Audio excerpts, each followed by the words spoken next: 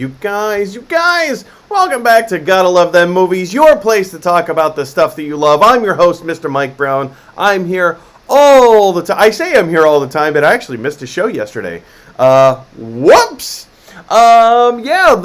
You guys know my whole flight attendant job has really interfered with this particular show. So, I kind of forgot that yesterday was Wednesday. I actually thought yesterday was Tuesday, so I woke up, I slept in until 1. This show usually starts at 1, so I slept in. I woke up at 1 o'clock. I was feeling all kind of refreshed and actually got decent sleep the night before. And had an email waiting for me from one of our longtime viewers, Nerd Zone. He said, "Hey, you should talk about this stuff on the show today." And I was like, "Yeah, great, sounds awesome." And whoops, sorry about that. You guys, my whole perception, everything has been thrown off kilter for the past few days, and hopefully it's not going to get too much worse. Now, I do have an announcement to make. Next week, which is a Wednesday, next Wednesday, and again, this is the kind of show we do every single Wednesday. This show goes live every single Wednesday. Next week, unfortunately, I'm not able to do the show, which is why we have jam-packed into today's show a whole bunch of stuff to talk about. I normally try to keep the day's movie news to about 4 topics. And then, we'll chop this video up into 4 different segments, and then I'll release each segment for each day of the week that the live show isn't happening, right? But I'm not able to do that for next week. I'm not able to do a live show next week. So we have extra topics that we're going to talk about today. Hopefully, today's show is not going to be crazy long. I really don't want it to be crazy long. You also may have noticed that the camera quality, the picture quality of today's show is not up to the same type of standard that I prefer it to be. The camera that I typically use, my Logitech BRIO. You may have noticed in past few weeks, there's been a time delay, a 1-second time delay, and it's really been throwing me off. So that is the camera. It took me a long time to kind of pinpoint where the problem was. It's the webcam itself. So I need to figure out some new stuff with the camera. So until then, we're just going with the built-in web camera of my MacBook Pro. So anyway, so if you're wondering why the picture quality is not quite as good as it has been in shows past, that's why. So again, my apologies. Anyway, guys, thanks for joining us. Thanks for hanging out. Let's jump right into all the stuff that we're going to jump right into. If you haven't already done so, click that subscribe button at the top upper right-hand corner. Doing so gives us more subscribers, obviously, but also it gets us more watched content. And with the more watched content, the channel get to make this show my full-time job, which is, that's the ultimate goal here, right, you guys? If there's anything that you guys want to talk about specifically, send me an email at gottalovethemmovies@gmail.com, or just comment below in the live chat. And anything that you guys want to talk about, we can, if you send me an email, as long as it's family friendly, we'll make your topic of conversation a main bullet point here on the show. So I do appreciate your love and support. All that being said, let's jump in. We've got quite a lot of movie news to cover. What?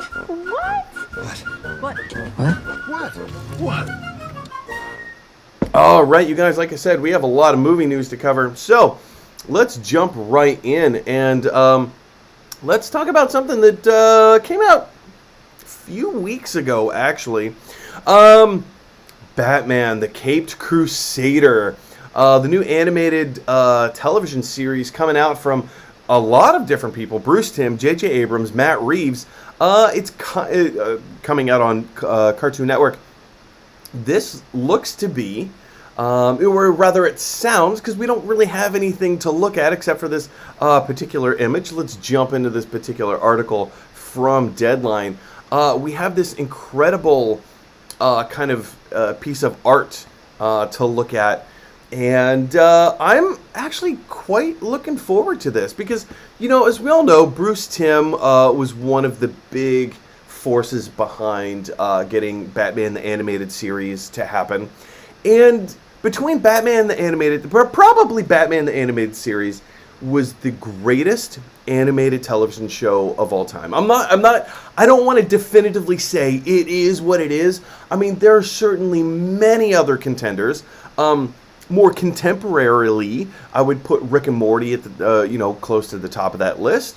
I think there's a lot to be said for the Flintstones for greatest animated television show of all time. But arguably, I do think that Batman the Animated Series is going to be in maybe the top 3 of that argument. There's a lot that it brought to its medium, to its art form. And this particular reboot, I think is, it's going to be its own thing. So it's being called Batman Caped Crusader. Definitely in kind of the style of Batman the Animated Series, much more updated style than we've seen before. But let's jump into this article from Deadline real quick. The reimagining of the Batman mythology is produced by Warner Brothers Animation Bad Robot Productions. 6 in Idaho marks Batman. The animated series producer Bruce Timm returning to Batman in an animated episodic series. The animated series, for all these different people, it's always fun to feed the insatiable appetite fans have for all things Batman. Batman Caped Crusader will entertain first-time and die-hard fans alike. And with such an impressive creative team in place, we know that we have another future Batman classic in the making. Go on to say, Register added that Batman the Animated Series was a masterpiece that shaped the perception of the character for an entire generation of fans. It is in that spirit that we are bringing together 3 master storytellers, J.J. Abrams, Matt Reeves, and Bruce Timm, each with their own intuitive understanding and affection for the character, to create a new series that will continue in the same groundbreaking legacy. Of course, this sounds ridiculously exciting. It sounds ridiculously exciting. And of course, this is something that I think we all want to see. We all want to get behind this. We all want to see exactly what it is that they're going to be creating here. And I'm let's look at these storytellers for a second. Obviously, Matt Reeves' The Batman is still in production. It is yet to come out. We still don't know specifically. We kind of have an idea that it's going to be following in the line or legacy of The Long Halloween. J.J. Abrams, huge pantheon of work. A lot of it good, some of it not so good. But, I think that he's a really great creator. And then Bruce Timm, again, a lot of hits. A few misses, a lot of hits. So to see these 3 different creators kind of come together on Cartoon Network and create something new, the only thing that I can kind of equate this to is the Animaniacs reboot. I adored the Animaniacs reboot. Now, I know that some people thought it was a little beat you over the head with social commentary, and it was. It totally was. But the humor still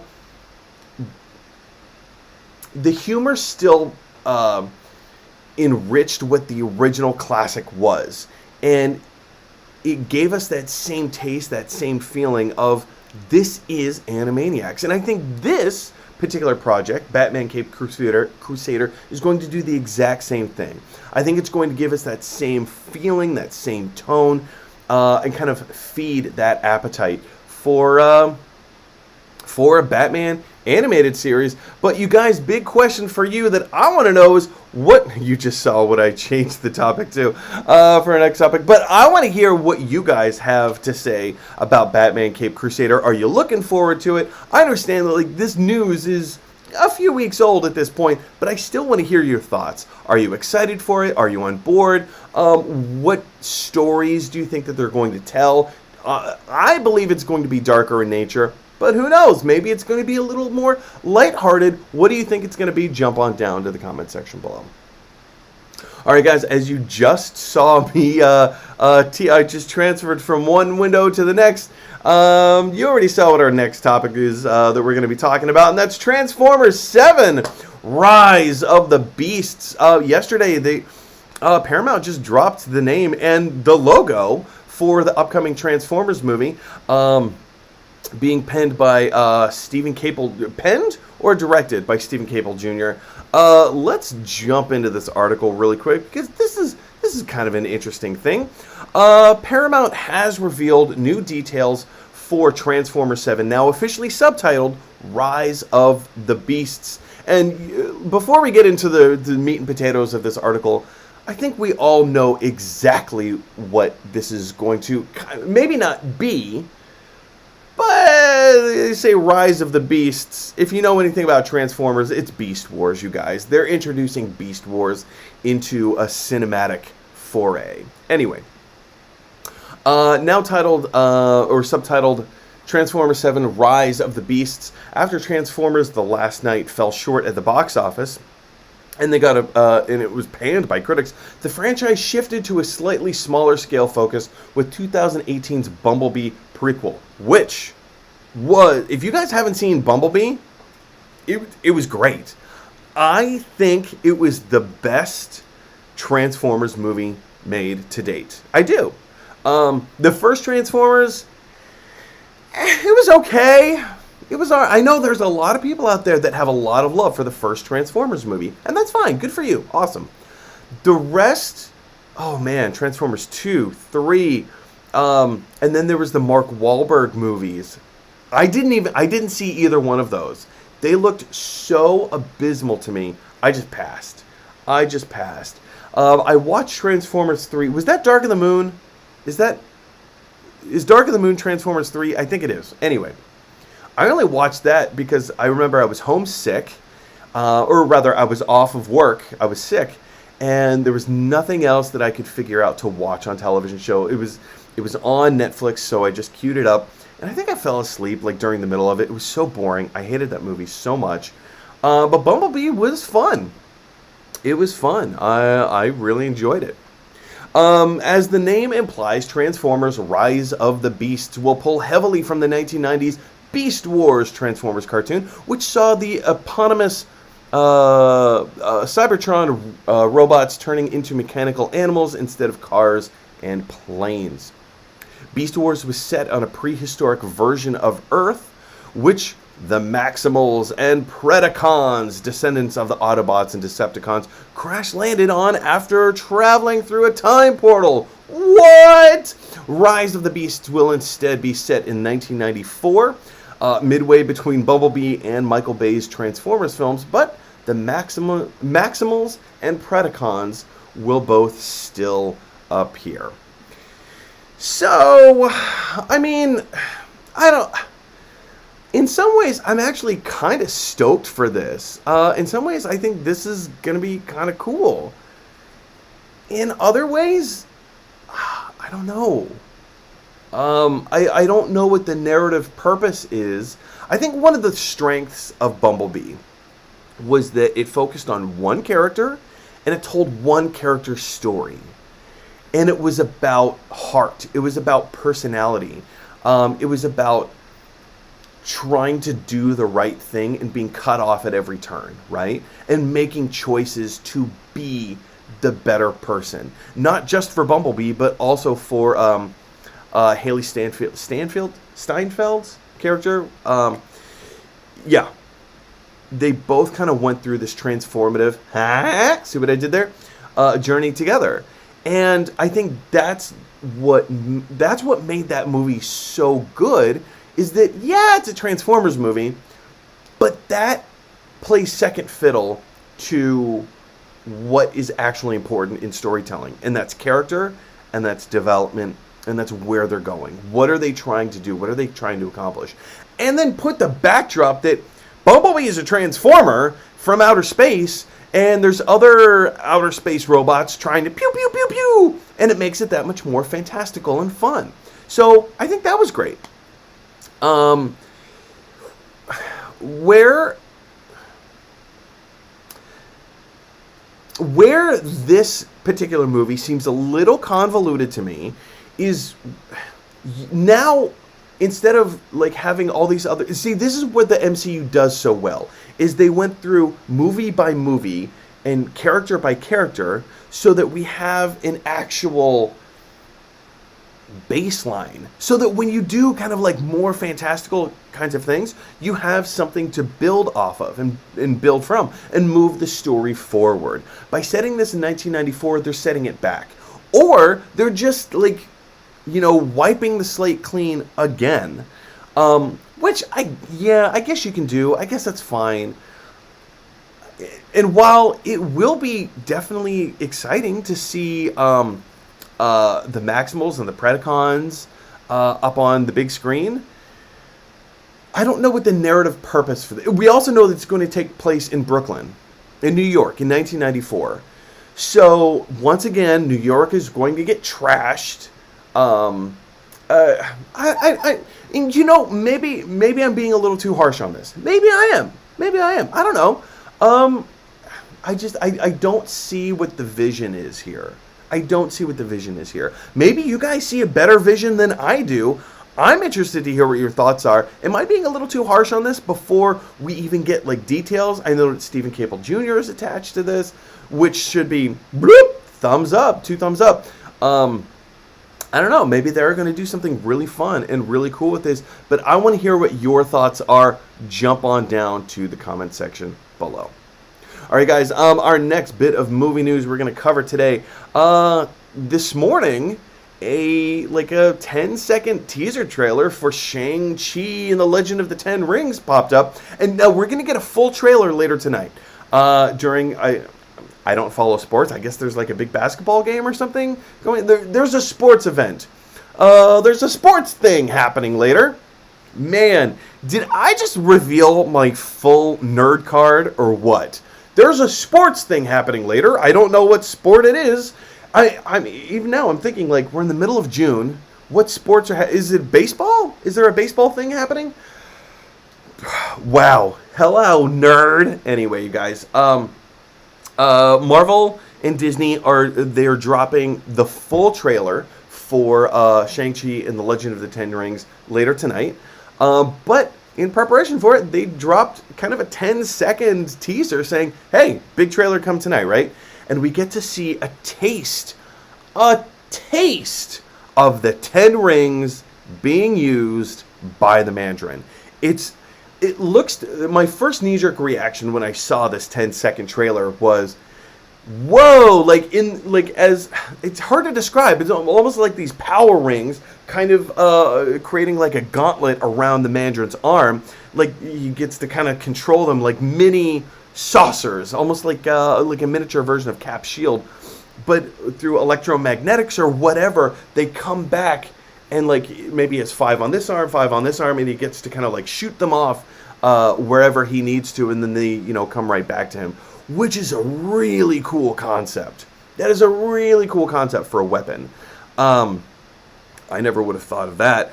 But yeah, I think that's really cool. It has a lot of, in my knee-jerk reaction brain, a lot of Black Panther kind of technology added to it. So I don't know if they're going to be, because again, the Legend of the Ten Rings, or the Ten Rings, has been around for quite some time. But then again, Wakanda has been around for even longer. So who knows? Who knows what this is actually going to turn out to be?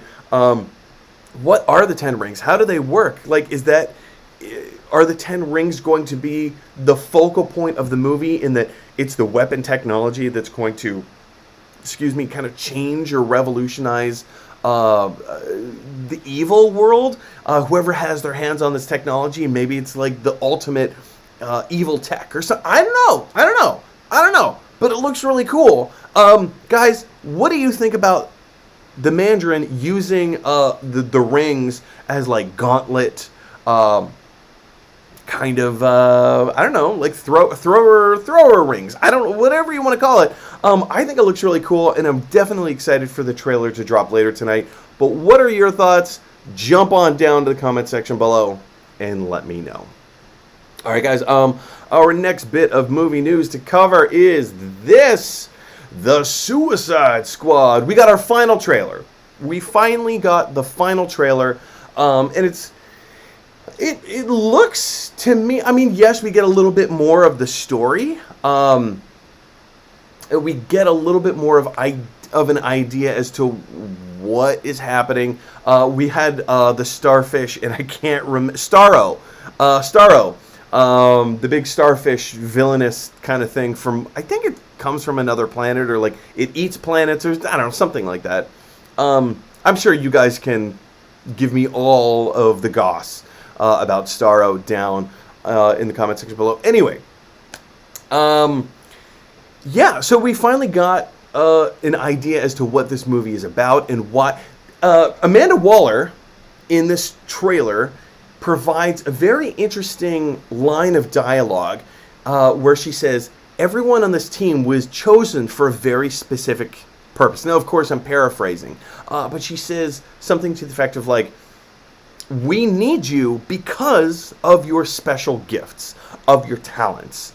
There's a specific reason that each and every one of you have been chosen for this. So it's unlike the first Suicide Squad movie, where it was just kind of, hey, let's just get a whole bunch of people together and just kind of see what happens. Everyone's special abilities in the previous film, it was nebulous. It was a grab bag. There was no specific reason for any of those members of the Suicide Squad to be there. There was no specific reason. But Amanda Waller says in this trailer, there is a specific reason. Each one of you are here because your talents give us something to work with. And I find that very interesting. I don't know if that's the most interesting thing, but that is one of the more interesting things that I gleaned from this final trailer, right? We know that Starro is going to be kind of like the big bad of this particular movie, but I am holding strong to my belief that the Thinker is the actual villain. I am under the belief that the Thinker is the actual villain of this movie, that he is mind controlling Starro. It could be that Starro just popped up and the Thinker jumps, because he's always like thinking, what, 2, 3, 4, 10 steps ahead of everyone else. He's a little bit more of an intellectual human, or metahuman, as the case may be. And I think he might seize an opportunity here. I think Starro might just kind of pop up and be like, hey, it's your turn to be devoured, world. You're welcome. And I think it's very possible that Thinker he sees this as an opportunity. So now the Suicide Squad needs to take down the Thinker, who's being protected and mind controlled by Starro. Or vice versa. You know what I'm talking about.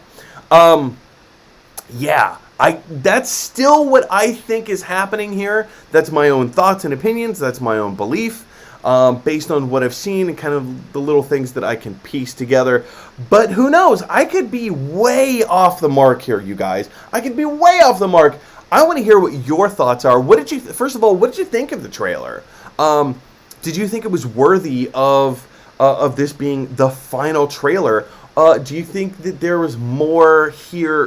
Do you think there's more going on here that I'm just not seeing, that I'm glossing over? What were some of your favorite moments of this trailer? I want to hear it down in the comments section below.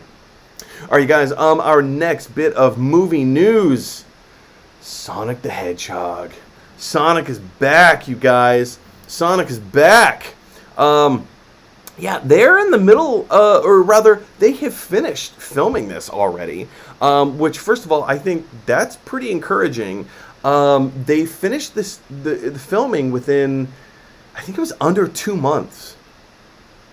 So they did a lot of principal photography in under 2 months. But we also are seeing now that principal photography is finished, we're starting to see some leaked photos, production photos, and there was even some video footage that came out. I think it was of like a wedding scene, and there was a whole bunch of snow that happened. I don't know, something like that. Before we jump into said photos, let's jump into this article from Collider. It says, the plot summary for Sonic the Hedgehog 2 has been revealed. And all thanks to the United States Copyright Office, which, yeah, like as this article points out, what a strange place to get confirmation of the plot details other than the United States Copyright Office. But it's from the Copyright Office, so you know it's official. It's just, I don't know, it's a weird, it's a wacky place to get your official movie news. Anyway, but yeah, so we know that according to the copyright website, Sonic the Hedgehog 2 will revolve around an emerald that Dr. Robotnik is in search of. According to the plot description, Sonic is ready for more freedom, and Tom and Maddie, that's James Marsden and I can't remember the actor's name that plays Maddie. Anyway, they agree to leave him home while they go on vacation. But no sooner are they gone when Dr. Robotnik comes back. This time with a new partner, Knuckles, in search of an emerald that has the power to both build and destroy civilizations. Sonic teams up with his own sidekick Tails, and together they embark on a journey to find the emerald before it falls into the wrong hands. Dun, dun, dun! I want to go into some of the set photos really quick. Here, we're seeing, some of these set photos kind of leak a little bit, and some of these photos are not all that remarkable. We see, here's James Marsden, and forgive me, Tika Sumpter. We have James Marsden and Tika Sumpter here. They're doing some kind of, behind the scenes. There's like an action running scene. We know it looks like there's been some kind of an explosion. Of course, like that should come as no surprise on the set of a Sonic film. And here they are, just kind of doing some more running away and in this particular scene. And there's Tika Sumpter just kind of standing around waiting for a next scene to film. But this is the photo. This is the photo that I kind of want to focus on. We've known for a while that Knuckles was going to be a character in the movie. We also know that, obviously Tails is going to be Sonic's sidekick. Based on the description, Knuckles is going to help out Dr. Robotnik, right? Based on the set photo, obviously, these figures standing in the middle of a street after, kind of a big explosion, I think it says to me that Knuckles has realized the error of his ways. It says to me that he is now teaming up with Sonic and Tails to take down Dr. Robotnik. However, Dr. Robotnik gets out of kind of the Sonic world and comes back into the human world. Now he's in search of the emerald. He's trying to do some nefarious stuff. Obviously, Knuckles is going to try and help him with that. These stand-ins, these plastic figurines that they're using as references for the actors, or they're going to use them to digitally take out and then animate in the way that they're going to animate. It looks to me like this is the money shot. This is the moment of the film where Knuckles has his turn, where he's like, hang on a second. Sonic, Tails, you guys have been right this whole time. I can't believe that I've been helping Dr. Robotnik. You're right. It's time to take this guy down. And this right here looks like the money shot. The three, obviously there's a human being there setting the models up so that they can, get them into frame and, get the cinematography correct and the lighting right and all that stuff. Use it all as references for when it's time for post-production.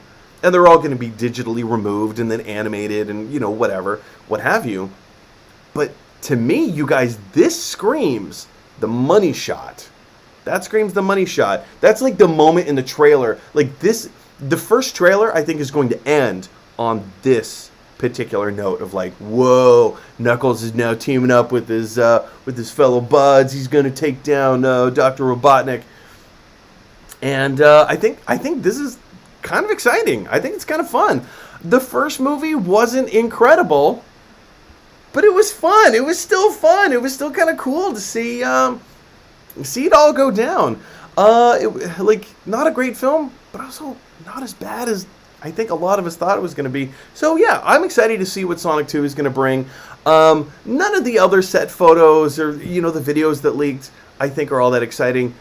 But, that one set photo of, the three of them, Sonic, Tails, and Knuckles, all just kind of teaming up, that is kind of fun and exciting to me. Anyway, guys, what are your thoughts? Does that set photo do anything for you?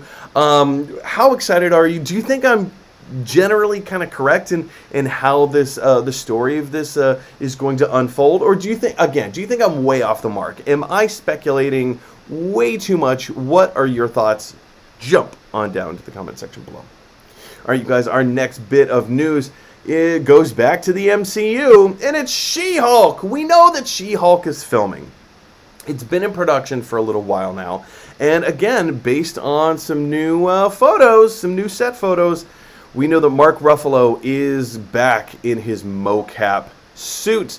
And it also kind of looks like he's going to be continuing on this Professor Hulk kind of thing. This is what Mark Ruffalo had, excuse me, this is what, who is this? Marvel News. This is what Marvel News had to say when visiting the set. They said, what a pleasure to meet Mark Ruffalo on the set of Marvel, always inspired by his work. Such a cool, down-to-earth guy. It's rare to find people like this in this business. So definitely an honor to be on the same set with him, said the caption shared alongside the images of a social media post. But yeah, let's just kind of check out some of these photos for a second here. Oh no, something went wrong. What happened? Twitter, what are you doing to me? What are you doing to me, Twitter? Anyway, you can kind of see some of these photos here, all collected together. And yeah, again, nothing crazy special, nothing out of the ordinary. It's just kind of, okay, here's some behind the scenes. And of course, we don't want all the details. I don't want to know everything that there is to know. Of course, we're fans. We're going to speculate. We're going to look at this and say, oh, Professor Hulk is back. And if you know anything about the story of Jennifer Walters. I keep wanting to say Jessica Walters, but, that's the actor from Arrested Development. If you know anything about the character of Jennifer Walters, you know kind of what this is essentially going to be. Let's jump back into this article real quick. This is what Kevin Feige had to say about it. It's a series about a woman trying to navigate the world and be taken as a working professional, despite the fact that she's well over 6'7" and green. She wants to be taken professionally, right? Marvel Studios president Kevin Feige said during Marvel's presentation at the most recent Disney Investor Day event, the Marvel boss called the series very funny before teasing the arrival of other characters from across the MCU. Since Jennifer Walters is a lawyer who specializes specifically in superhero-oriented legal cases, you never know what Marvel characters are going to pop up from episode to episode. How can you read that and not think that Daredevil is going to pop up? Maybe not Daredevil, but Matt Murdock. You guys, Matt Murdock he's gonna be in the show. He's gonna be, like, there's, how, he's gonna be in the show, you guys. I don't know who's going to play him. I think it would be really cool if Charlie Cox came back to play him, but like, who knows? I don't know. I love Charlie Cox as Daredevil. I also really love John Bernthal as the Punisher, and if they ever officially bring Punisher into the MCU, I think John Bernthal is the perfect Punisher. So Mike Coulter looks the part for Luke Cage. He's not the best actor, though. He's not the best actor. And this is the hill that I will die on. He's not a great actor. He looked great. Not a great actor. Also, the show was not very good. The script it needed a lot of work. Anyway, but, going back to She-Hulk, I mean, it gets me excited. I mean, Jennifer Walters is kind of a wisecracker. She's a fun, colorful character, and not just because she's green. She's a fun, colorful character, and Tatiana Maslany, I think, is like one of the perfect people to cast in this role. I don't know. Like, I'm really excited for this show, you guys. I'm really excited to see what they're going to do.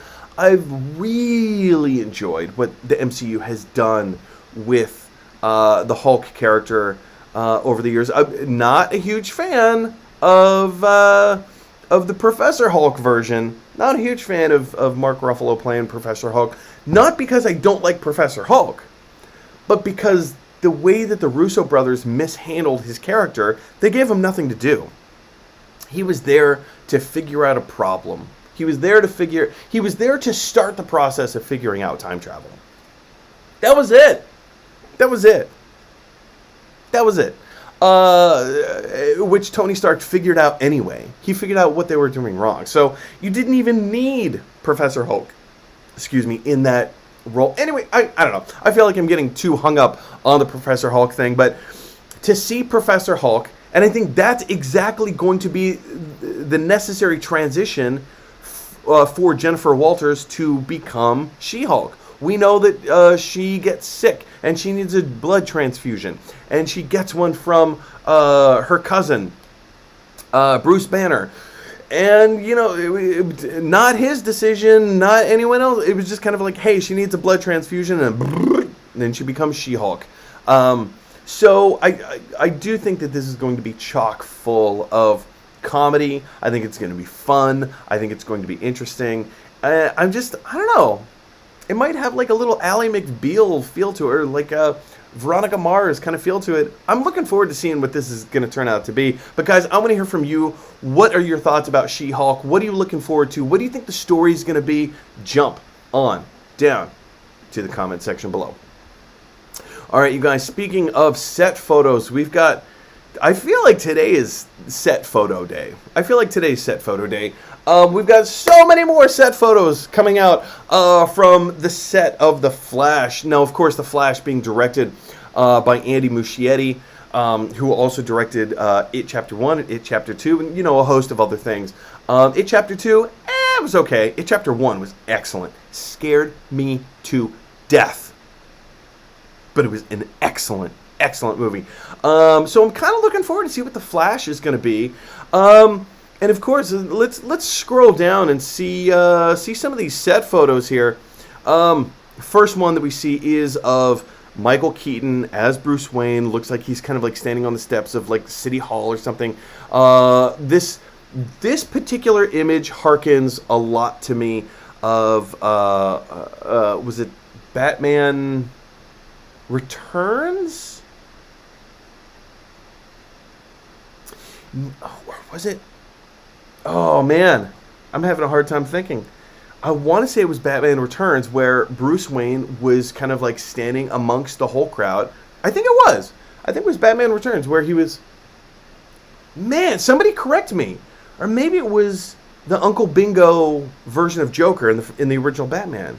Is that where he was standing in the crowd? Yeah, and then like Joker comes up, says, "Hey, it's me, your Uncle Bingo," and then he throws like the quill into the dude's neck and like killing the guy. And then Bruce Wayne is just like, "What in the world just happened?"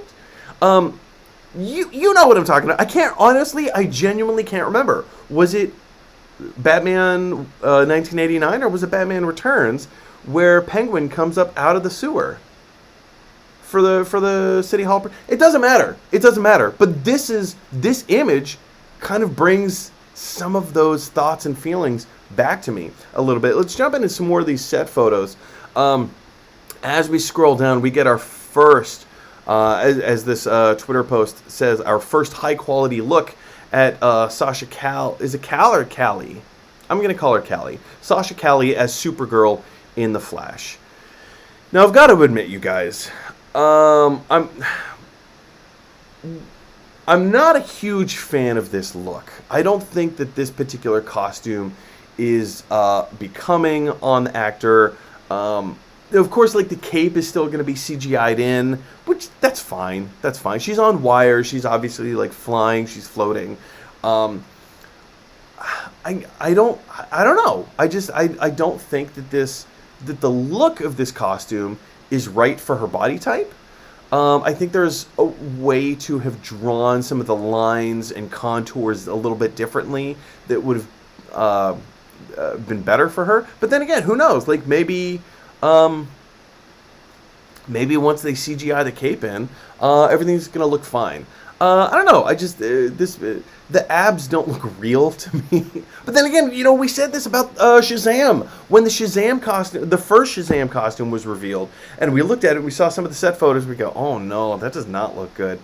It needs to be stated. This is an unfinished version of the costume. It's still going to be tweaked in post, which is fine. As for now, I'm not a huge fan. It needs a belt. If for nothing else, it needs a belt. I don't know. It looks off. Something about it just looks off to me. I think it needs a belt. It definitely needs the cape. And once it's finished, once they digitally tweak whatever it is that they're going to tweak, great.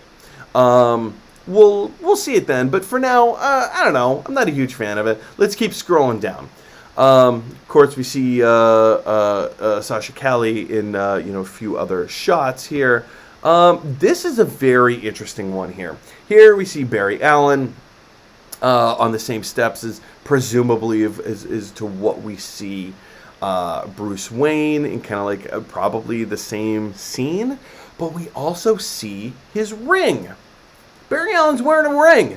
And if you know anything about Barry Allen wearing a ring, it's that it's such a silly concept. Let's be honest. It is a silly concept that Barry Allen's costume is in a tiny little ring, and whenever he needs it, he opens the ring and the costume just like jumps on his body, or like it pops out of the ring so he can put it on. It's like a micro costume.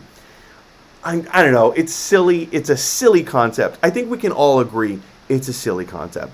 But hey, if Andy Muschietti found a way to pull it off and for it to be believable or fun, like here's another thing.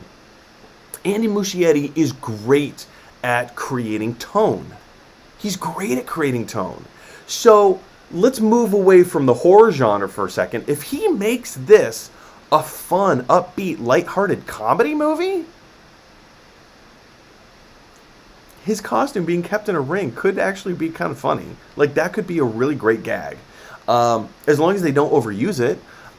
Which also leads us to believe, like, makes us wonder the seriousness that is Bruce Wayne, that is Michael Keaton's Bruce Wayne. Also, take into consideration for a second, look at that cheesy grin. Look at that cheesy grin that is on Ezra Miller's face right now. Let's zoom in on this for a second. Look at that cheesy little grin. If he is in the same universe as Michael Keaton's Bruce Wayne right now, that means he's already time traveled. He's already gone through the time-space continuum, the flashpoint, paradox, whatever it is you want to call it. He's already time traveled. He's already dimension traveled. He's in a different time and place right now. And that cheesy grin, and again, who knows if this was just a candid shot. This very well could have just been a candid shot of him. But the idea that he's wearing this cheesy grin with such a serious character such as Michael Keaton's Batman or Bruce Wayne, I don't know. It just kind of makes me think that this is going to be like a fun, lighthearted romp through time and space. I don't know. I think it's kind of cool. I think it'll be a lot of fun. But you guys, what do you think of the set photos? What are your thoughts of Michael Keaton's Bruce Wayne? What are your thoughts of Sasha Calle's costume as Supergirl? Some people love it. Some people are just like 1,000%. I'm here for it. I think it needs work. I don't think that the contours are right. And she needs a belt. That costume needs a belt so hard. Anyway, what are your thoughts? Jump on down to the comment section below and let me know what those are. All right, guys, next up in our breaking movie news today from Collider, we get kind of an interesting take on a new Disney movie property coming out, The Tower of Terror. Now, Disney has been doing this over the past 2 decades now, really. We've been seeing them take their popular rides at Disneyland and Disney World and kind of turn them into films. Pirates of the Caribbean, most notable one right there. We had Disney's Haunted Mansion, starring Eddie Murphy, which wasn't that great. Wasn't that great. I think we can all agree that we wanted something a little bit darker, a little bit scarier. Maybe not scary, but like tonally, give us, I don't know. You know what I'm talking about.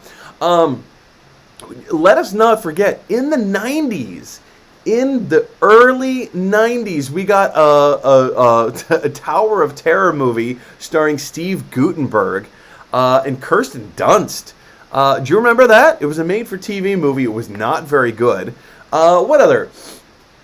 Disney's Jungle Cruise it was supposed to be out already, but it's coming out later on, right? So we have Jungle Cruise. I feel like there's one that I'm missing.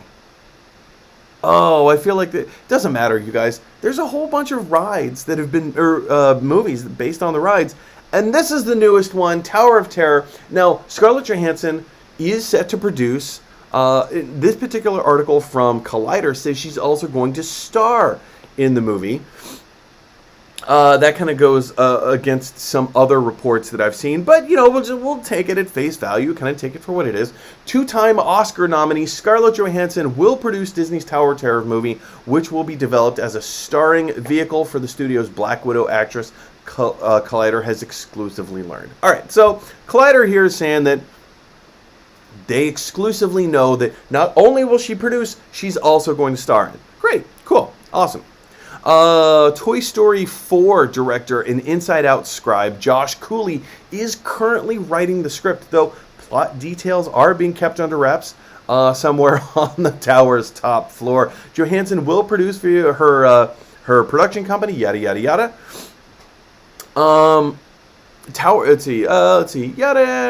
Terror is, of course, based on the popular Disney theme park attractions, which culminate in a free-falling elevator drop that results in some priceless photos. The exhilarating ride features creepy narrator who sounds a lot like the Twilight Zone host Rod Serling. Well, of course it's supposed to sound like Rod Serling.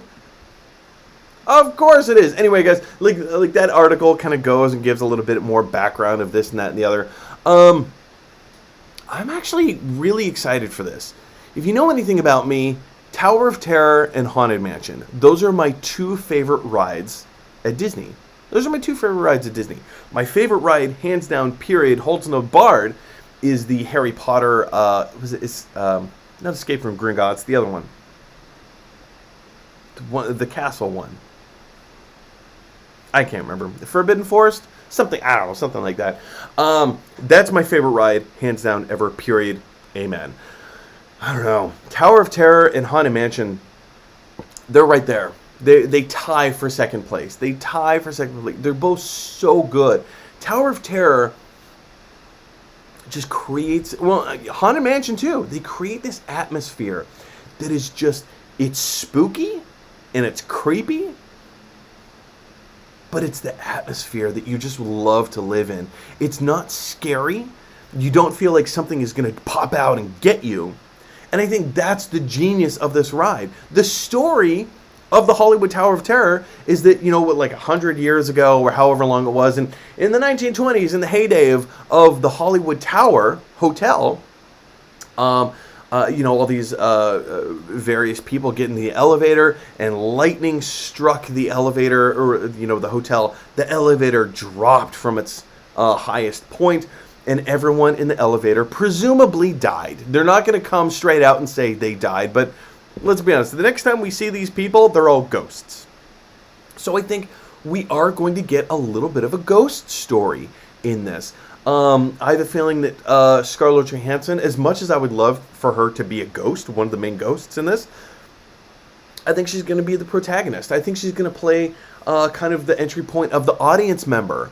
We are going to the Hollywood Tower Hotel, you know, years later. Maybe she's a Ghostbuster. Maybe she's there to investigate something. Who knows what actually brings her to the Hollywood Tower of Terror? But it seems like she's going to have to spend at least one night in the tower, in this haunted mansion, so to speak. And try and give these ghosts or spirits some respite. I am completely speculating here. We have no idea what the story is actually going to be, but, you know, based on the story of the ride, I think a little bit of speculation is fair game here. But guys, I want to hear from you. What are your thoughts on the Hollywood Tower of Terror movie being produced and starring Scarlett Johansson? I love ScarJo. I love almost everything she's ever done. And I love the ride. A lot of this hinges on, will Disney allow the story to be what the story needs to be? They did for the first Pirates movie. All the rest of the Pirates movies are subservient. They're not so good. Haunted Mansion really kind of got neutered a lot. It got neutered. You know, other movies, other television shows, you know, that Disney has produced under their, you know, theme park ride projects, right? A lot of them have been watered down. I was really excited to see what they were going to do with Disney Cruise, and then we got this last trailer that popped up. It doesn't look great, you guys. And reviews coming out, people talking about it. It doesn't sound positive. It doesn't sound great. Anyway, but I want to hear what your thoughts are. What do you think of ScarJo producing and starring in the Haunted Mansion? Do you think that ScarJo producing, being one of the main producers on this film, is going to ensure a little bit of quality? I mean, it could. It very well could. I don't know. I want to hear what your thoughts are. Jump on down to the comment section below. All right, guys, we have one last bit of movie news to cover. And I'm sure you've already heard about this. Oh, beloved Indiana Jones. Beloved Harrison Ford has injured himself once again. Now, this is not without precedent. We already know that back on the set of Force Awakens, Harrison Ford, this was a mechanical malfunction that ended up breaking his foot or his ankle or his leg, something like that. Severely hurt him quite badly. You know, he had to spend a certain amount of weeks recovering and getting himself back into the role of Han Solo in recovery. Now as Indiana Jones, while rehearsing a fight sequence, they weren't even filming, they were just rehearsing. Harrison Ford hurt his shoulder. We don't know the severity of the injury. He could be back up in a few days. He could be back up in a few weeks. He could be back up in a few months. We have no idea the severity of his injury. All we know is that they had to stop production. Or rather, stop filming the Harrison Ford bits, the Indiana Jones bits. And now they're filming like other supplemental things, right? And then, you know, they'll film with Harrison Ford in other scenes when he's feeling better, when he's back up and running. Now, it goes without bearing mention, I guess. Harrison Ford is 78 years old. He's an old man, but he is not an old man that has let his body go. He's still in decent shape. So his recovery time is obviously going to be much less than your average 78-year-old. But here's the thing, you guys. Harrison Ford is still 78 years old. His body is going to need to heal with the amount of time that it needs to heal. My body, if I hurt my shoulder, I'm sure I would be back. And again, it all depends on the severity of the injury, right? It all depends on the severity of the injury. I'm sure that my body would heal, but then again, my body's kind of broken too. So who knows? Who knows, you guys? All we know is that for now, Harrison Ford's bits have been pushed back. But I want to hear from you guys. Do you think that this is like severely going to hurt the production of of the film. Do you think it's going to push the release back by a few months, by a few weeks? Like, how do you see this going down? Because, you know, again, this does not go without precedent. He survived 2 plane crashes. He has survived 2 plane crashes, which also kind of makes me not want to go up in the air with Harrison Ford on a plane or a helicopter. Because if he's having that many plane crashes, I don't want to be in a helicopter with him. I don't know, you guys, but you know, he's in decent shape for a 78-year-old man. So I guess we're just gonna have to wait and see until he's well enough to go back into production. Hopefully it's not going to be too much longer. Mostly for his own sake. I mean, yes, we all sit here and say, well, we want to see Indiana Jones 5. Bring it, get back in shape. We need, let's put the emphasis where it needs to be. Let's hope another human being is able to recover and that he's fine.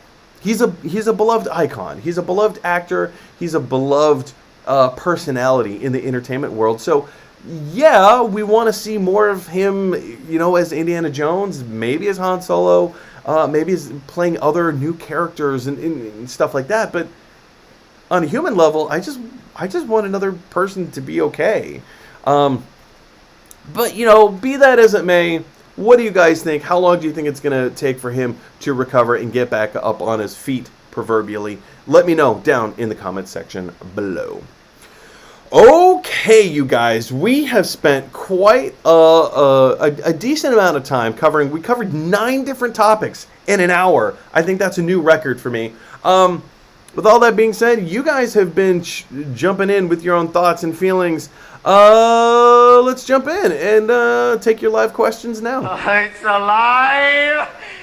It's alive!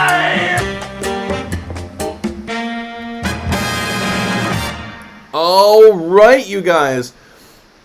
Like I said, you've been firing in a whole bunch of comments and questions all show long, so let's jump in and do this now. NerdZone says, hello, NerdZone. How you doing, man? NerdZone says, I'm feeling a bit better today. Oh, I'm so glad to hear that. You messaged me the other day and said that you're feeling under the weather, so I'm glad that you're feeling so much better. Thanks for joining us, and thanks for keeping the conversation alive. NerdZone says, also, a film based on a game called Dynasty Warriors is a Netflix exclusive. The game is pretty big, so it's the game is pretty big. So big, it's crossed over with Zelda. This is not on my radar whatsoever. So let's see, what's the name of it?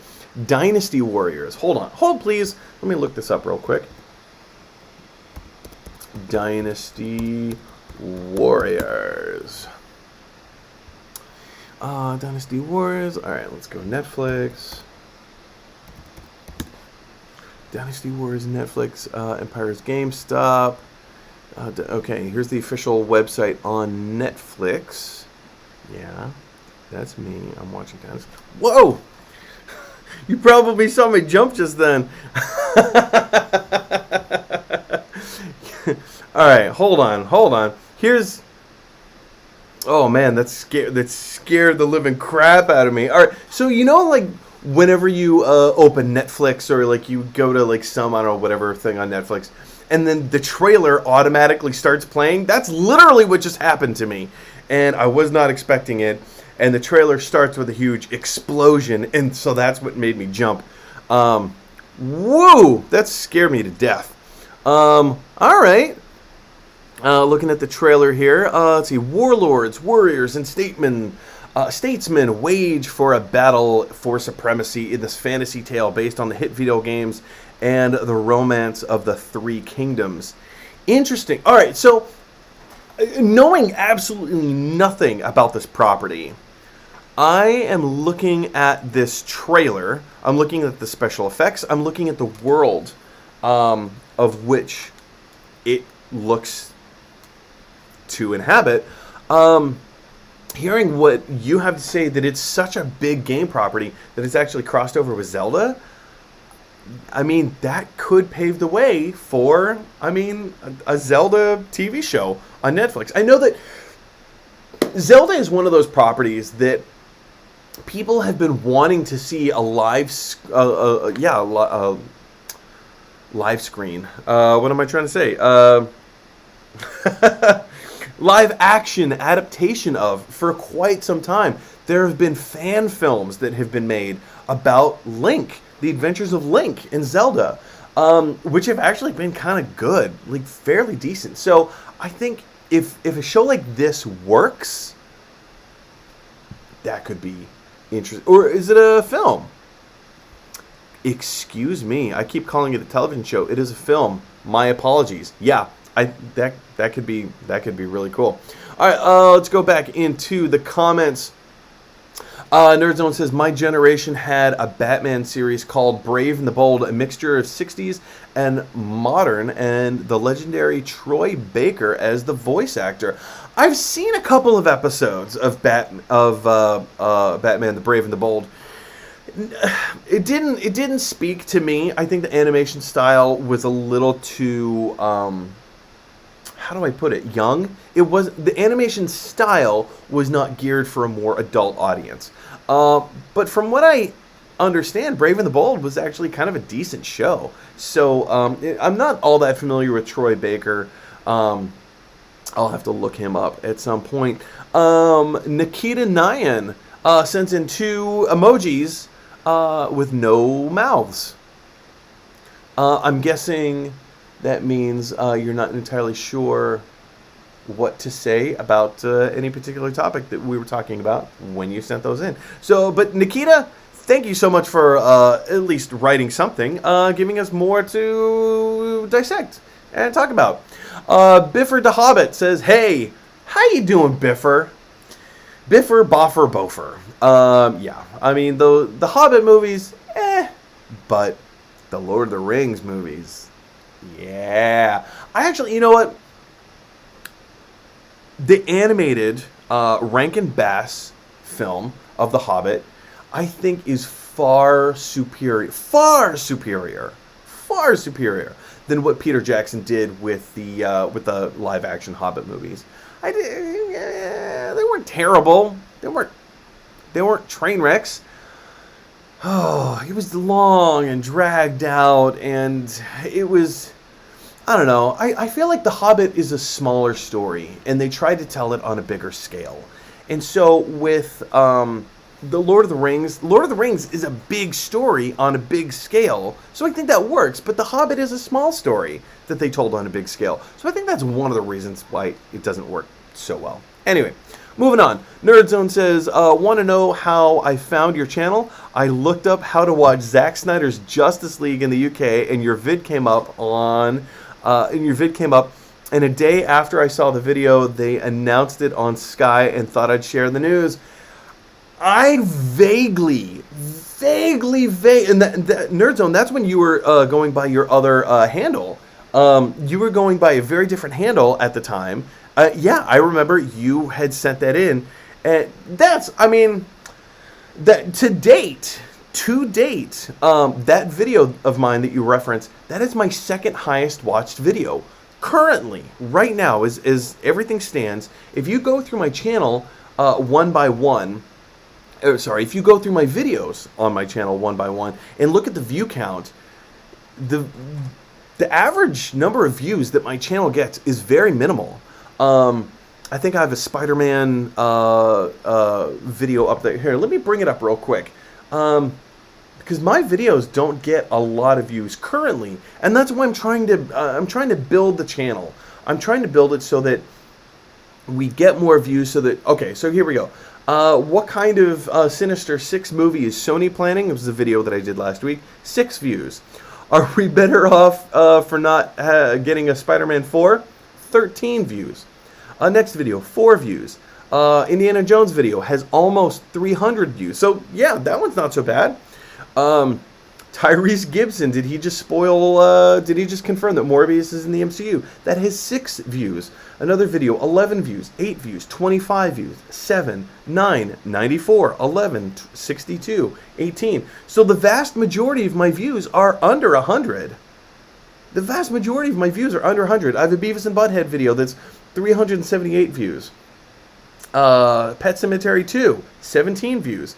and then we get to why Warner Brothers is delaying the Blu-ray release of Zack Snyder. Now that specifically is not the video that you were referencing. I made another video about the Blu-ray release, like being announced long ago, and that got a fair amount of views. But this one particular video has just under 6,000 views. So I think for me the trick is trying to sustain viewership right now, and it's hard.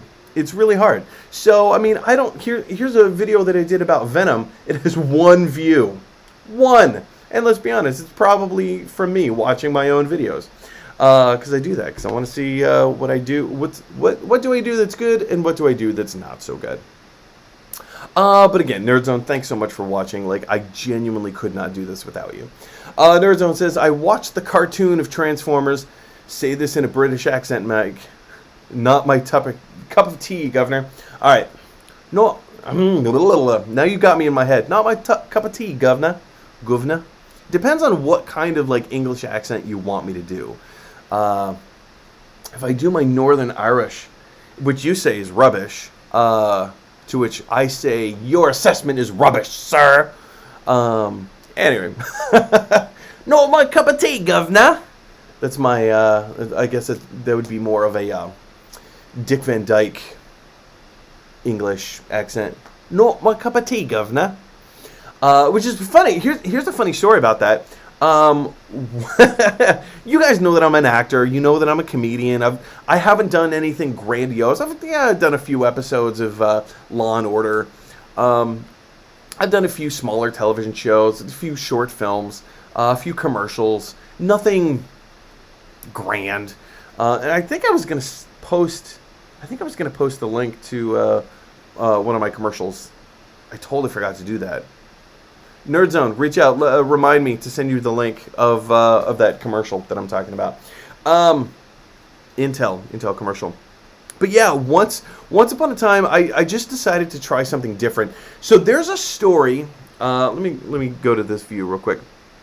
There is a story about Martin Short. This is a true story. Martin Short walked into an audition once, and he, at this point in his career, he had been auditioning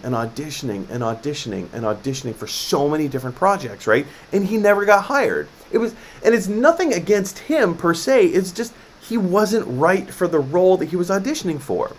So he walks into this one audition, and it was the same thing over and over and over again. Okay, headshot, resume, let's see what you got. Like, you get, 15, 20 seconds to audition, and then, the producers and director make their decision, and they say, well, we'll be in contact, bye.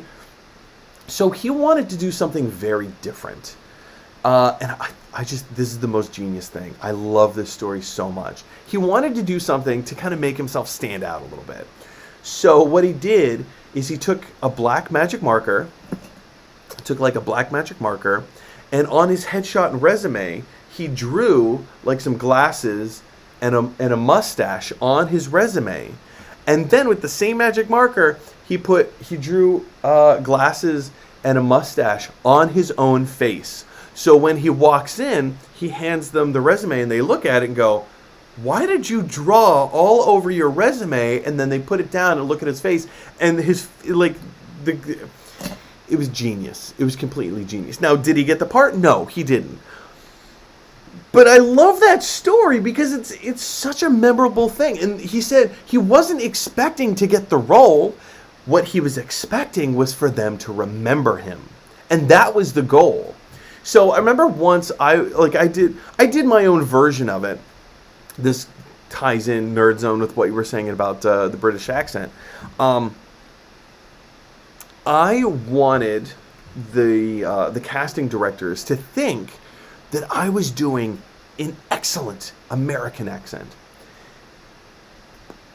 I mean, the role was foreign Americans. I mean, it wasn't even foreign American. It was just implied, So what I did is I walked in with an English accent, the best English accent that I could pull off, and then when they asked me to read the part, I did it in my normal American accent.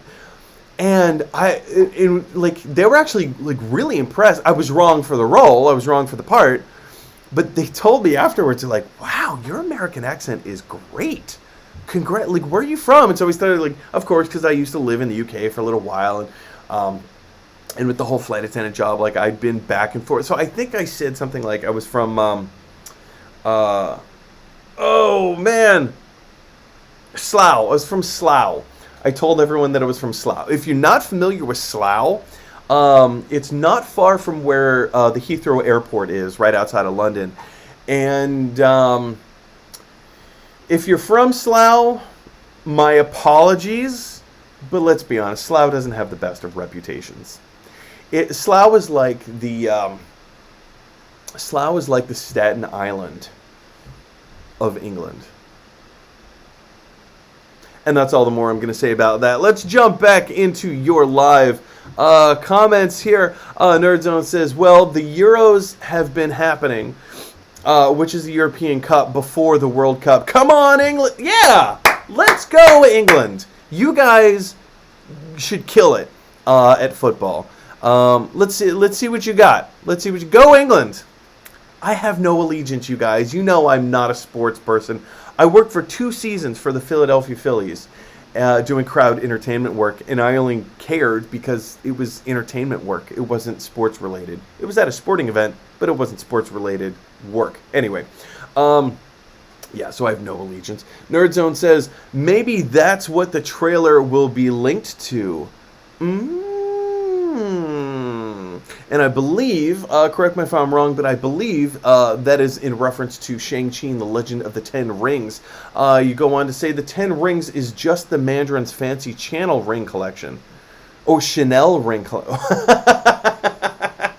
The 10 Rings is just the Mandarin's fancy Chanel ring collection. Maybe it is.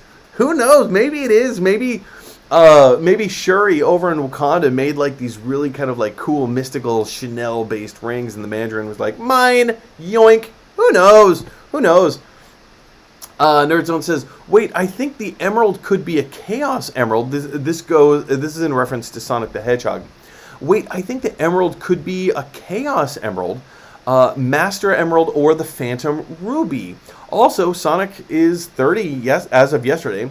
And that symphony just made me emotional. They did a symphony of the music, and I watched it. Sonic is like my childhood adventure.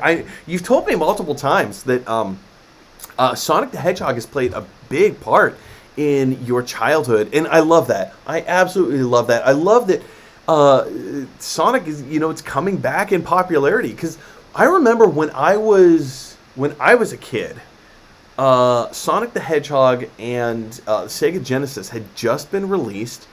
Was it like 93, 92, 93, 94, like somewhere in through there. And I was gangbusters.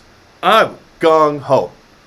I needed to have this system, this gaming system, and I saved my money. I told my parents, like, every penny you guys give me for my allowance, I'm saving in the bank. My parents opened a bank account for me. I need to have this Sega Genesis. I need to have Sonic the Hedgehog. And I think once I had like $50 saved up in the bank, at the time, this is going to blow your mind. At the time, a Sega Genesis with the Sonic the Hedgehog 2 was $99. $99. So once I had $50 in the bank, my parents just went ahead and got it for me. They're like, okay, you've proved that you're willing to like save your money. We're not going to have you blow your savings on a gaming system. We will buy it for you. So just continue to save your money. I didn't. But hey, like that was my reward for saving $50. So I didn't quite get into Sonic the way that a lot of other people did, but I love this, and I love the speculation. Let's jump in a little bit more. Nerdzone says, I know too much about the Sonic lore. You can never know too much, my friend, about anything that you love. Knock that off. I know too much about the Sonic lore. I think it's the Master Emerald because Knuckles looks after the Master Emerald, and that's why he's working with Eggman. As a Sonic lore master, the film was amazing. The references and Jim Carrey were so cool. Yeah, so I think all of this stuff is, they know, here's the thing, the video game curse is a curse for a reason, because a lot of what makes video game movies fail is their failure to have a character relatable to the audience, or a likable character, right? And I think that actually kind of worked very well with Sonic. Another reason that video game movies rarely work is because they're so focused on trying to create the movie in a similar way to gameplay, like within the game. And that doesn't work. It doesn't translate. They're two very different mediums. A game works because you're playing the game. It's making you figure things out. You have to strategize. You don't have to strategize in a movie. You just sit and watch the adventure. So the two things do not correlate with each other, and it's really hard to make those connections. But with something like this, I mean, you have a built-in story. You have Knuckles, as you point out. Knuckles is he's the overseer. He's the protector of the Emerald, of the Master Emerald. And based on the descriptions of the movie, we know that he's working with Jim Carrey. We know that he's working with the Eggman to try and do whatever he's going to do. So yeah, I do think that there's going to be some kind of a turn in the movie. I think that Knuckles is going to see the error of his ways. Why can't I think of Eggman's name? Jim Carrey, Eggman, Robotnik, Dr. Robotnik. Yeah, I can definitely see how Robotnik is going to turn on Knuckles, and Knuckles is going to have to make a choice. I definitely see that, and being we'll see how it plays out. Nerdzone says, imagine She-Hulk being Marvel Law and Order. Yeah, kind of. Yeah, I can totally see how that's going to play out. One case in She-Hulk can be the release of Abomination. We know that Abomination is making an appearance in the She-Hulk television series. And I assume it's Tim Roth. I'm pretty sure it's Tim Roth coming back to play Abomination. I'm very much looking forward to that, because Abomination was actually kind of a decent villain who didn't die in the MCU. So now that the Avengers have gone off and had all these incredible adventures, where's Abomination been? So I think that's going to be a big part of it, of the story of where has Abomination been this whole time? Where's Tim Roth's character been this whole time? Don't forget the Professor Hulk snap. Okay. So, yes. But that wasn't... Okay, so what Nerdzone is referencing is, earlier in the show, I said that there was no reason for Professor Hulk to be there, except for him to start the process of time travel, which Tony Stark inevitably finished and figured out the kinks and whatever. He's like, no, you guys are doing it wrong. The Morbius strip needs to be inverted, or like whatever logic he used there, whatever. Doesn't matter. There was narratively very little purpose for Professor Hulk to be there. Narratively. Now, as you point out, it was narratively necessary to have Hulk snap his fingers once Hulk got the gauntlet on and whatever. It was not necessary for it to be Professor Hulk. Not necessarily. I mean, maybe, yes. You needed Hulk. Sorry,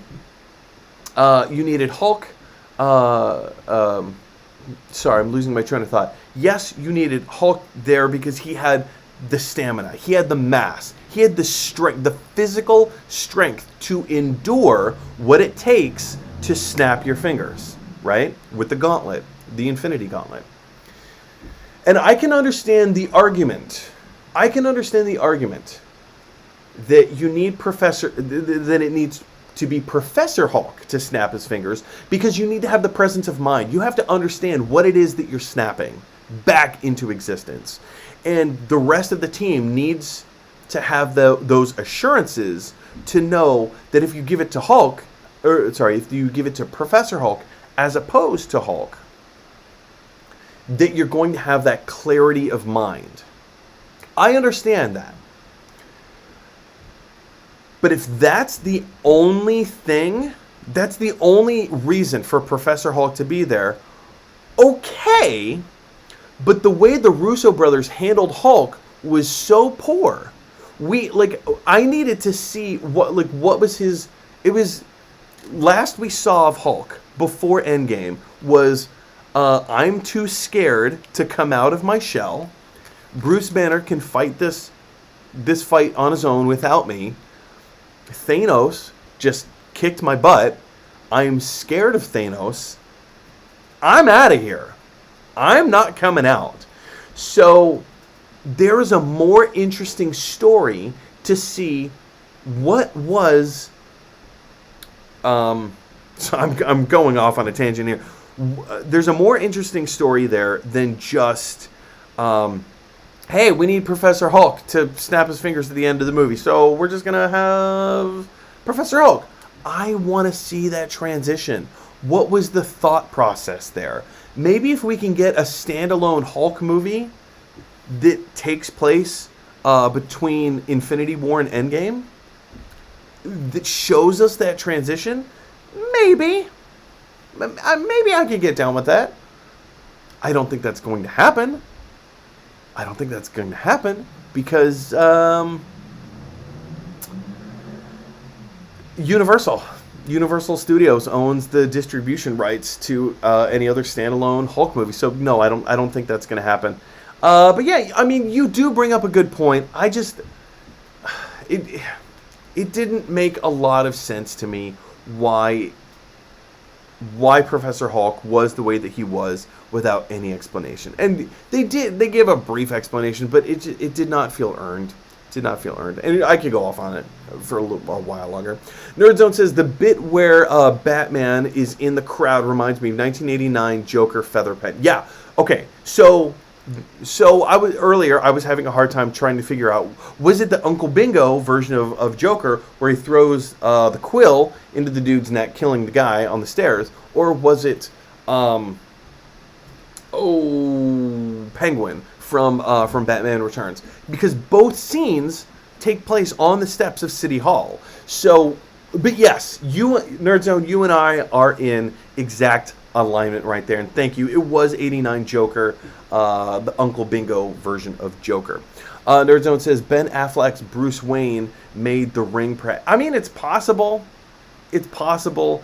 I would love, and it's possible that the Ring is just an Easter egg. It's possible that the Ring does not hold the costume. That's very possible. But if you have the Ring, it kind of implies that he's going to have the costume inside the Ring, which is silly. It's such a silly concept, which is why I want this movie to be a little bit more tongue-in-cheek, a lot more tongue-in-cheek. Is it possible that Ben Affleck's Bruce Wayne made the Ring? Yeah, it's possible, but it also doesn't matter. It doesn't matter who made the Ring. It doesn't matter where the Ring came from. It could have been a million different things, but it doesn't matter.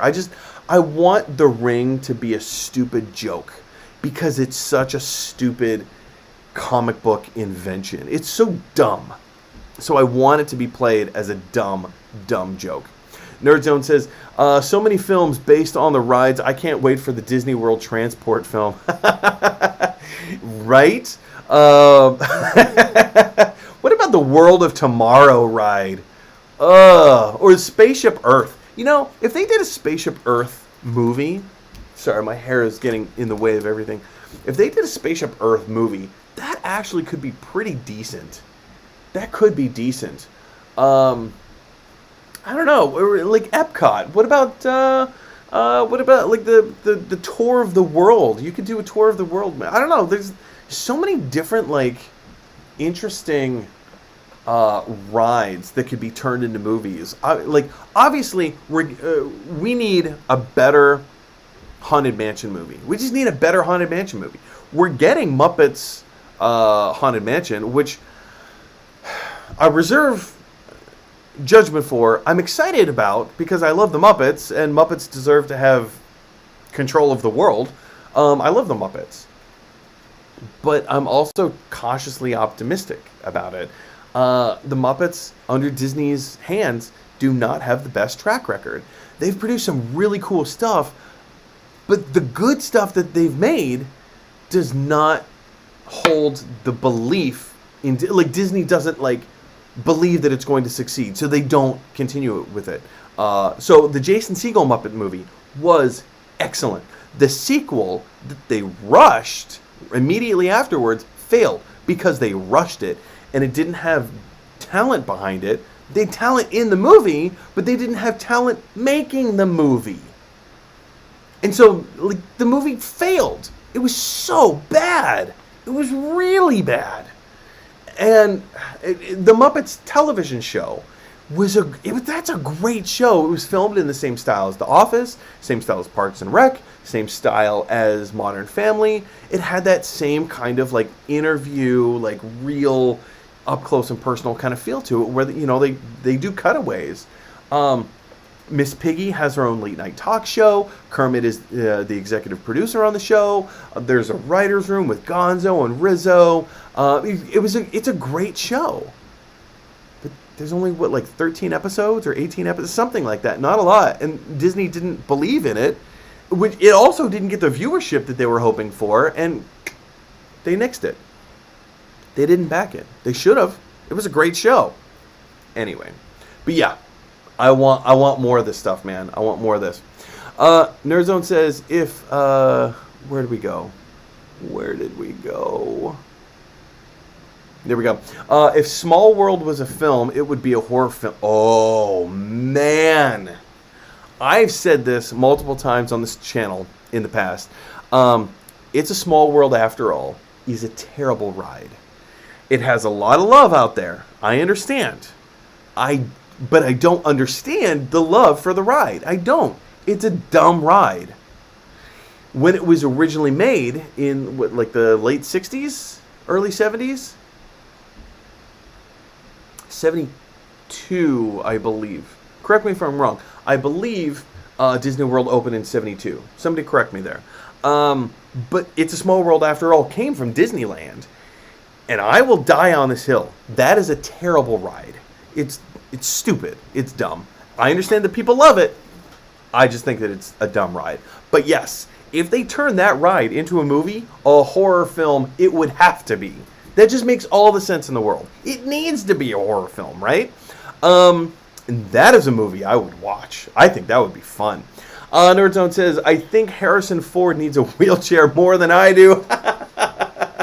At this point, maybe. I mean, he's breaking his foot on Star Wars. He's hurting his shoulder. And again, we don't know the severity of his shoulder injury. But he's hurting his shoulder on Indiana Jones. I mean, what's next, man? 6 days, 7 nights, the sequel? Maybe it's going to be 7 days, 6 nights. 7 days, 8 nights. Oh, man. The Fugitive, Part 2. My goodness. Let's see him reprise his role in Anchorman 3. Actually, I kind of would like to see an Anchorman 3. I liked Anchorman 2. Not as good as the first, but it was still fun. Yeah. Harrison Ford, you're falling apart. I love you, man, but let's get you the help that you need. Nerdzone says, yeah, he is definitely in shape. Like people my age have a crush on it. Right? The dude, think about this. Harrison Ford is 78 years old. And people in their teens and 20s kind of are crushing out on him a little bit. I don't think I've ever said this on the channel. I've said this to my fiance. I've said this to multiple people throughout my life. Vanessa Redgrave. I'm crushing out on Vanessa Redgrave. I know she's quite a deal older than I am. But also, like, Meg Ryan. Pre-plastic surgery. My goodness. Meg Ryan, before she had plastic surgery, one of the most hardcore crushes I've had in filmdom. Again, when I was younger, it was Anne Hathaway. Also, Sandra Bullock. Yeah, those have been my Hollywood crushes over the years. Which leads me to my, like, who have been your Hollywood crushes over the years? Yes, Nerd Zone, but also, like, anyone watching this this video right now, who have been your Hollywood crushes over the years? I'm interested to hear. Jump on down in the comment section below. Nerd Zone says, since we are comparing bad bodies, I win. I mean, I don't know you personally. All I know is what you've told me over the past few months that you've been watching the show and commenting on the live show. But I mean, I don't want to. Earlier in the show, I said that my body is broken. But I mean, if we're comparing bad bodies, you might win. I mean, you've been very vocal saying that you get around in a wheelchair. I don't. So yeah, sure. If we're comparing bad bodies, you win. I'll give you that one. I'll let you have that one. But that's that one. You only get the one, Nerd Zone. Nerd Zone says, just to make you more confident about your views, a Minecraft YouTuber just got caught cheating a Speedruns. Cheating. A Speedruns gained 20 million subscribers in a year. Whoa. Yeah, and that's the thing. There are rules. If you start YouTubing, you quickly find out there are rules and there are limits to how many subscribers you can receive. Like, here's the thing. Some friends of mine on Facebook, other comedians, other improvisers in New York and LA, we've kind of connected with each other, and sometimes we start a chain saying, hey guys, put your YouTube channel in this description and let's support each other. Let's all subscribe to each other's YouTube channels. There are limits to that. If YouTube's algorithms detect that you receive like 100 subscriptions in like an hour after being dormant for like months, and then all of a sudden you get a huge spike of like 100 people subscribing to your channel all at the same time, YouTube will wipe those. They'll see it as a bot. They will view it as a bot, and they will eliminate all those people that just subscribe to you. Or when I say eliminate those people, they will eliminate the subscription. They will cancel the subscription because it views it as though it was artificially obtained. So yeah, there are rules to gaining subscribers on YouTube. So that's really interesting. But yeah, I mean, first of all, thank you for that. But yeah, it's one of those things that just takes time. You can't rush it. And as much as I want to rush it, I think the channel has 500.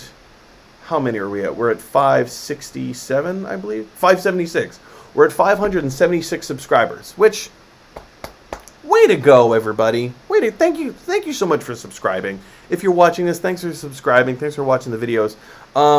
Thanks for commenting. Thanks for sharing the videos. All of that stuff, which all helps to subscribers. And the more subscribers, the more watch content, blah, blah, blah, blah, blah. Right? Cool. Nerdzone says, Mike, if you do not send me the Intel video, I will get you with my wheelchair. Unless you have stairs near your house, then you win. You might be thankful to know we do not have stairs in our apartment, but there is, how do you describe this? There's a step. If you want to go outside onto the terrace, you have to step up to where like the sliding door is, and then you step back down. And I mean, like, it's not even a full step, it's like a half a step, but still, it's the kind of thing that if you're in a chair, you won't be able to get up over. You need somebody to kind of like lift the chair up and set it outside. Yeah, everything else. Here's one of the great things about living in New York is not every building, not everything, but the vast majority of establishments, apartment buildings, everything is ADA accessible. So, and I'm also very aware of that kind of stuff because my mother is disabled. So, like, whenever she comes up to visit, I have to go down to Virginia to pick up my mom. We drive up, like, I drive her up to New York, and then, like, we park the car, but then she gets her chair out and she just, like, motors around. She's like a motorized scooter chair. So we just walk around New York, and I'm gonna sneeze now. Excuse me. Hot take: if you ever need to sneeze in public, sneeze into your shirt. It contains all the germs inside, and then you just take your clothes off and wash them when it's time to wash them. So that's a hot take. Yes, I will. As soon as the show is over, I will email you that video, Nerdzone. Nerdzone says, let's just say my place in England has such a bad reputation that they did a version of the Jersey Shore where I live. No. Oh my goodness. Oh my good. That's bad, man. That's bad. So again, we're talking about Slough.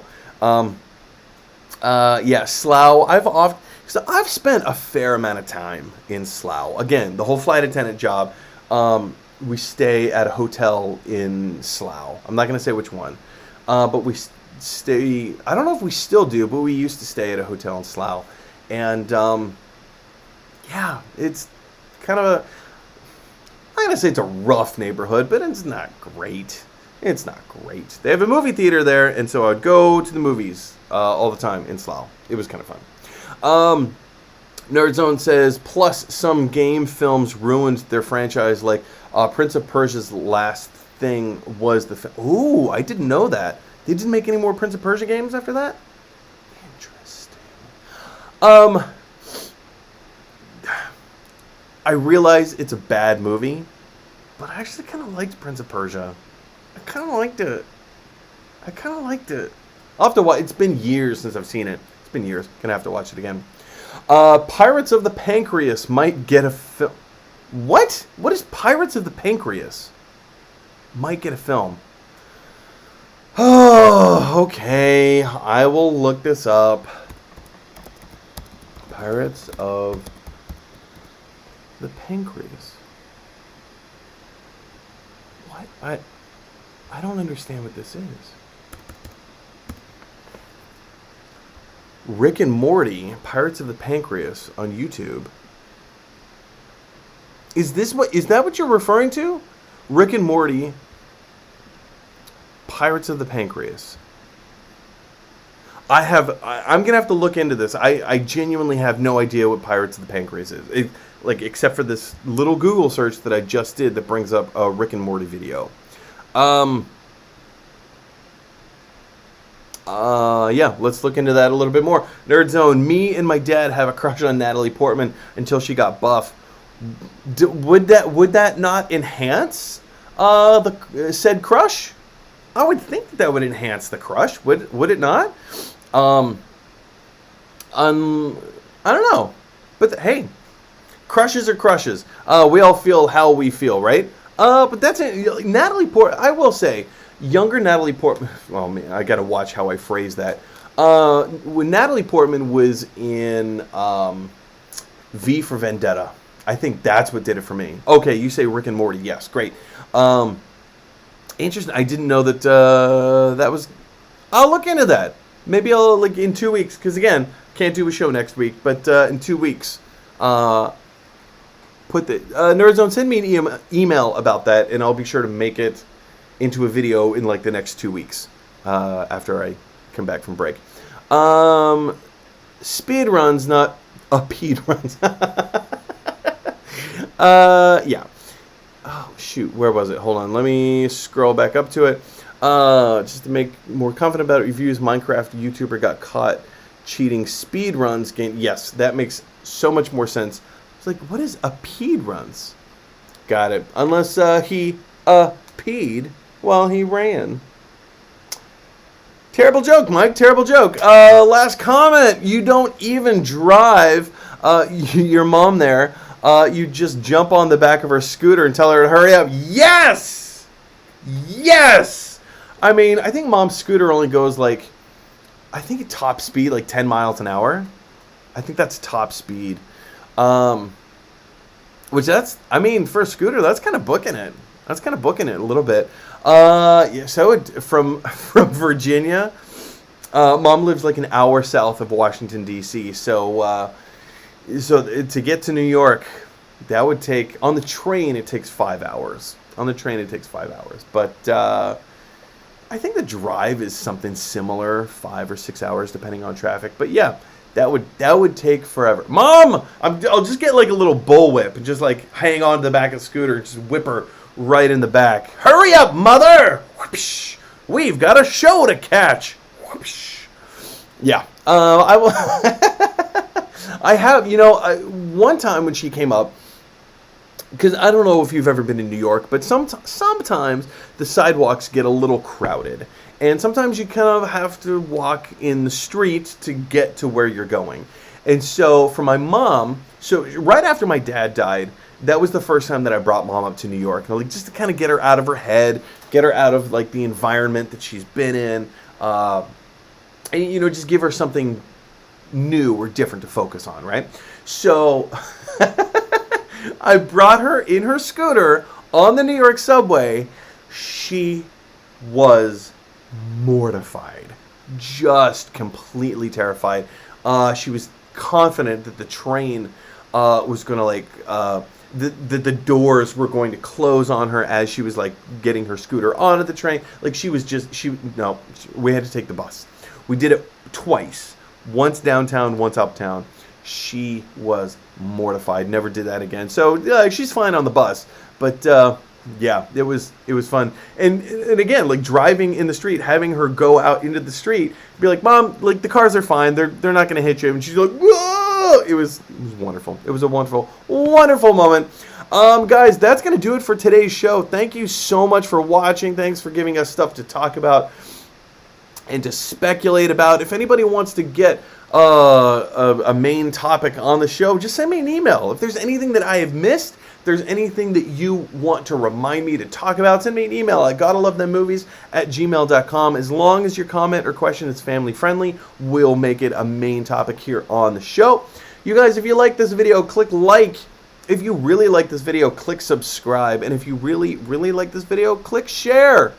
Because that is exactly what the pirates of the pancreas from Rick and Morty would want you to do. You guys, my name is Mike Brown. I'm here all the time. I'm your host. We live in a weird, crazy world where everybody has their own thoughts and opinions, and sometimes those thoughts and opinions clash. So if you have an opportunity to infuse a little bit of kindness into the world, if you have an opportunity to speak kind words to each other, please, I implore you, take those opportunities.